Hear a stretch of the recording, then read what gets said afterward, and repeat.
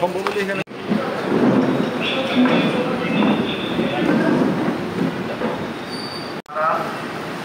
জাতীয় নাগরিক পার্টি দেশব্যাপী জুলাই পদযাত্রা কর্মসূচি নিয়েছে।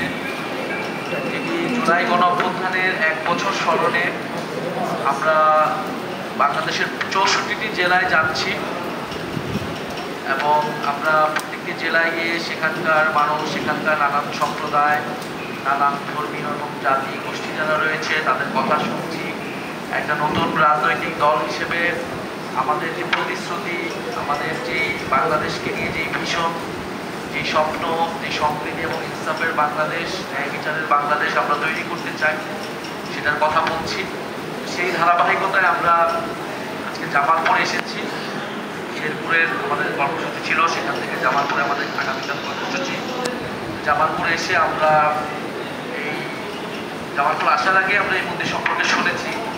এই যে অনেক ঐতিহ্যবাহী একটি মন্দির, নবাব মুর্শিদ কুলি খানের সময় এই মন্দিরটি প্রতিষ্ঠা করা হয়েছিল এবং প্রায় 300 বছর ধরে এই মন্দির প্রার্থনার স্থান হয়ে রয়েছে এবং এটা এখন কেবল ধর্মীয় প্রতিষ্ঠান নয়, এটা আসলে এখন ইতিহাস, বাংলার ইতিহাস এবং ঐতিহ্যের অংশ হয়ে গিয়েছে।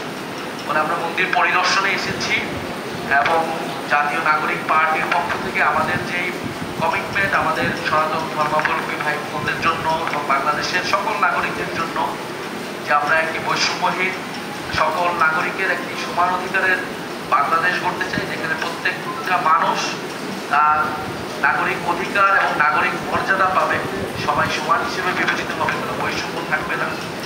আমরা এমন একটা বাংলাদেশ আসলে প্রত্যাশা করি যে বাংলাদেশে একসময় আমরা সংখ্যাগুলো এই ধরনের এদের ঊর্ধ্বে গিয়ে সবাই সমান হব, যে বাংলাদেশে কখনো আর মন্দির পাহারা দেওয়ার মতো ঘটনা আমাদের আসবে না। আমাদের মসজিদ, মন্দির, প্যাগোডা, গির্জা সবাই নির্বিঘ্নে নিরাপত্তার সহিত প্রার্থনা করতে পারবে। আমরা প্রত্যেকটি ধর্ম এবং জাতির তাদের যে ধর্মীয় এবং সাংস্কৃতিক স্বাধীনতা রয়েছে আমরা সেটার পক্ষে কথা বলছি। আমরা জানি গত 54 বছরে বাংলাদেশে বৈষম্য রয়েছে, সমান অধিকার, মুক্তিযুদ্ধের যে সাম্য, ন্যায় বিচার, মানবিক মর্যাদা সেটা আমরা নিশ্চিত করতে পারিনি। কিন্তু যেহেতু তরুণরা গণ অভ্যুত্থানে নেমেছে এবং একটা নতুন বাংলাদেশের আকাঙ্ক্ষা করছে, আমরা চাই সেই বাংলাদেশ এবার আমরা তৈরি করতে। সেটার জন্য আমরা জাতীয় নাগরিক পার্টি কাজ করে যাচ্ছে। আমরা আপনাদের কাছে আশীর্বাদ চাই, দোয়া চাই যে তরুণদের রাজনৈতিক দল হিসেবে এই দলে শুধু তরুণ নয়, সকল বয়সের মানুষরাই আছেন, নারী পুরুষ সকল ধর্মের মানুষরা আছেন।